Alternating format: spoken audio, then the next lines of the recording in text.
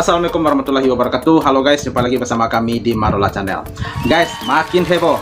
Seorang ustadz memberikan kajian ilmu di sebuah masjid dan isi ceramahnya juga menyinggung kekacauan politik yang ada di Indonesia saat ini. Sampai-sampai beliau menyampaikan sebuah hadis. Dan pelaku curang pun pasti menggigil mendengar ini ya. Pelaku curang akan masuk neraka dan haram surga baginya. Dan itulah sedikit potongan hadis yang beliau bacakan ya. Nanti tolong disimak sampai jelas. Beliau juga menyampaikan itu riwayatnya. Sementara itu, pernyataan Pak Anies yang selalu ditanya apa langkahnya selanjutnya setelah ditinggal partai politik pengusungnya. Jawaban Pak Anies sungguh membuat kubu pendukung 02 sampai nyengir. Oke guys, seperti apa videonya? Mari kita saksikan. Let's go. Bahwa curang dalam dunia politik itu lebih serem. Kenapa Ustadz? Karena korbannya satu kabupaten, satu provinsi, satu negara. Betul. Berat Ya. itu. Rasulullah Sallallahu Alaihi Wasallam bukan satu atau dua orang yang menjadi korban ya, tapi satu negara jadi korban. Beliau bersabda, "Man iqtata'a haqqa mri'in muslimin biyaminihi." Barang siapa bersumpah, dengar, barang siapa bersumpah demi mengambil hak saudaranya sesama muslim. Iya. Sumpahnya sumpah palsu supaya dapat apa? Ngambil milik orang lain sesama muslim. Faqad aujaballahu lahun nar wa harrama alaihi jannah. Maka Allah Subhanahu wa ta'ala mewajibkan orang ini masuk neraka. Wow. Dan mengharamkan orang ini masuk surga. Siapa yang mewajibkan, siapa yang mengharamkan? Ya Allah. Allah. Betul. Bukan saya. Iya, dengar tuh. Bagi mereka yang pelaku curang nih ya. Makanya saya sangat berharap kepada dia untuk, dia ini seorang doktor, belajar public policy, dia ngerti ilmu politik. Coba agak merenung agak dalam lah. Apa yang terjadi pada dirimu kemarin, pikirkan agak dalam. Karena harusnya kalau dia tanya kita, waktu itu saya mau mengajak dia koreksi sistemnya dulu, dan mengajak dia untuk lebih tegas. Tidak bisa lagi pemimpin politik di depan bukan orang partai, Bung Akbar. Nggak bisa. Semua karir itu ada sekolahnya, ada ada merit sistemnya, ada tangganya. Nggak bisa lagi begitu. Partai politik harus diperkuat. Jangan kita merasa aku ini hebat sendiri loh, aku ini terkenal loh, aku ini ramai di TikTok, di segala macam loh. Kalau aku masuk partai politik rusak aku loh. Loh apa? Terus habis itu pengen menyalon pakai partai politik. Pikiran itu tidak bertanggung jawab. Kalau kita mau demokrasi kita matang, perkuat partai politik. Dan Anda harus ada di dalamnya. Ada di dalamnya, dan insentif bagi partai politik agar orang pintar, orang terkenal, orang banyak uang, semua beragam itu bisa masuk partai. Betul. Jangan ada orang merasa suci di luar karena dia tidak berpartai, tapi nanti begitu ada kekuasaan mendekat ke partai itu. Itu kemunafikan yang mesti dihentikan. Iya. Belum ada rencana untuk membuat ormas apalagi partai politik. Jadi saya ingin sampaikan kepada semua bahwa kita akan meneruskan perjuangan perubahan ini dan akan terus bersama-sama membawa ide. Tetapi formatnya dan lain-lain ini belum kita bahas dan belum ada sedikit pun ide gagasan mengenai ormas apalagi partai. Rasanya perjalanan kemarin dengan PKB, Nasdem, PKS itu sudah perjalanan yang baik, nyaman, dan kita jaga. Iya. Kapan perlu bikin partai politik nih oleh Pak Anies nih? Langkah berikutnya kasih jeda sebentar. Jeda menata dulu, butuh buku, senang sumsum, terus baru nanti kita ini dah. Biasanya Gus Imin tuh istikharahnya mantap. Jadi kita nunggu istikharahnya. Iya. Aduh guys, aku sendiri semenjak Gus Imin ini bergabung ke koalisi, aduh, udah malas aja nengok dia ya. Udah gak asik lagi gitu. Iya, artinya udah gak sohid lagi gitu ya. sekarang jeda dulu, dia bilang jeda dulu, habis itu baru. Ya kalau bisa Pak Anies ini membangun sebuah partai, saya yakin itu akan menjadi besar nanti. Ya, saya sampaikan kepada Pak Kapten tadi, karena banyak sekali pengalaman, dan kalau ditanya apakah ada yang menulis tim ses di Indonesia, belum ada. Ini menjadi pengalaman penting. Dan kemarin dalam kita kampanye ada program Selepet Imin, ada Desak Anies.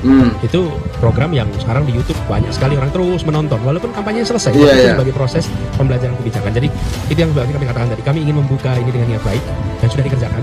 Mengakhiri juga dengan cara yang terhormat. Jadi keluar di sini itu kepalanya tegak semua. Nggak ada yang harus menunduk, nggak ada yang merasa harus ada disembunyi-sembunyikan. Kemarin tadi Gus Imin sampaikan dalam sambutannya, ini semua adalah kerjaan dengan cara yang terhormat. Itu sebabnya kami bangga, bersyukur, dan kami juga ini menjadi sudah seperti sebuah saudara, saking dekatnya di dalam perjuangan bersama kemarin. Ya, oke. Ya.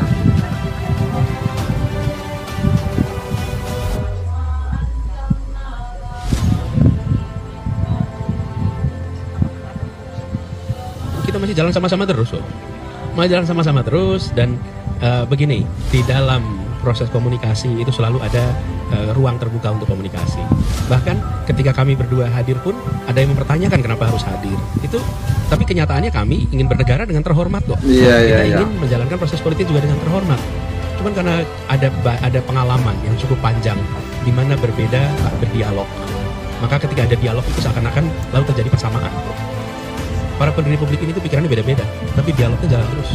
Dan kita terbiasa dialog itu. Nah, kita harus mulai membiasakan bahwa duduk satu meja untuk berdialog walaupun berbeda itu normal. Jangan kalau duduk satu meja diartikan berarti akan sama semua. Karena pengalaman beberapa tahun ini minim dialog. Jadi kalau ada dialog berarti harus sama. Kalau nggak sama nggak diajak dialog. Ada yang ngajarin gitu. Kalau nggak sama nggak diajak dialog.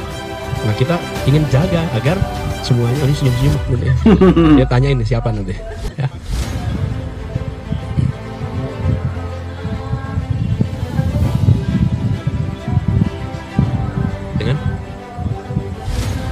Memang saya partai,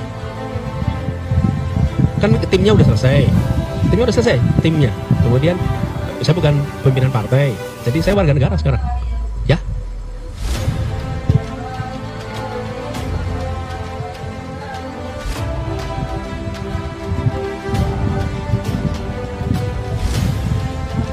Pemegang mandat konstitusi memiliki kewenangan untuk menentukan, bukan orang lain.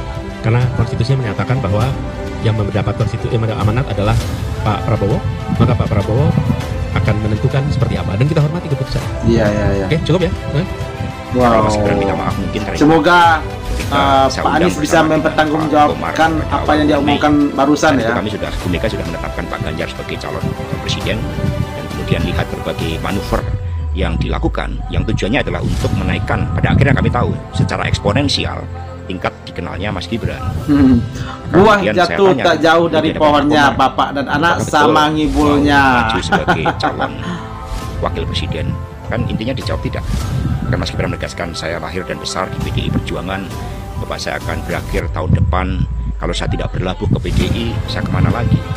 Maka saya tidak mencalonkan sebagai wakil presiden. Nah, di dalam politik, seorang politisi itu diukur itu kan dari satunya kata dan perbuatan. Ketika apa yang disampaikan sudah tidak bisa dipercaya, apakah kita bisa mempercayai lainnya? Tapi benar Mas Gibran begitu. Oh betul, ada videonya, ada rekamannya, ada video satu lagi pada awal Agustus. Saat itu di hadapan para kepala daerah, Ibu Mega bertanya, ini ada Mas Gibran dan Mas Bobi, apakah masih di PD Perjuangan? Masih mau Bu? Benar nih, kalau enggak nanti saya bilangin loh sama Bapak, kalau kamu dengar katanya udah mau dicalonkan sebagai calon wakil presiden. Tidak Bu, saya tetap di PDI Perjuangan. Maka kemudian acara Sarombak, setiap wali kota menjadi pemimpin grup diskusi di dalam memenangkan Pak Ganjar, dan Mas Gibran di dalam merekomendasikan pemenangan Pak Ganjar itu sama dengan para kepala daerah lain. Jadi Mas Gibran juga ikut mimpin diskusinya? Ikut mimpin, ada 6 wali kota. Mas untuk Gibran, strategi pemenangan? Ganjar. Oh. Itu dia memimpin kepala daerah yang lain. Dan itu kan artinya udah beberapa kali kan berbohong padahal seorang pemimpin. Itu mengapa? Dalam filosofi pemimpin itu kejujuran dari seorang pemimpin itu menjadi hal yang sangat penting, yang menjadi ukuran kepribadian seseorang. Bahkan kemudian tidak hanya itu, Mas Guntur Soekarnoputro juga pada bulan Agustus 2023 juga ketika bertemu dengan Pak Presiden Jokowi habis upacara 17 Agustus menanyakan, Presiden bagaimana dengan Ganjar? Saya tetap memberikan dukungan kepada Mas Ganjar. Ketika Mas Tok pun juga telepon saya, Dek, baru kali ini saya juga ditipu oleh seorang presiden. Ya mending lah Mas ditipu oleh presiden. Itu gojekan saya untuk menghibur beliau, karena seluruh putra-putri Bung Karno, apalagi kita sebagai bangsa Timur, bangsa yang menjunjung tinggi nilai-nilai spiritual, nilai peradaban. Satunya kata dan perbuatan itu kan tolak ukur moralitas yang sederhana dari seorang pemimpin. Tapi rupanya berulang kali saya tegaskan, kebohongan itu menjadi suatu strategi. Oke. Ini bukan menunduk, menanduk.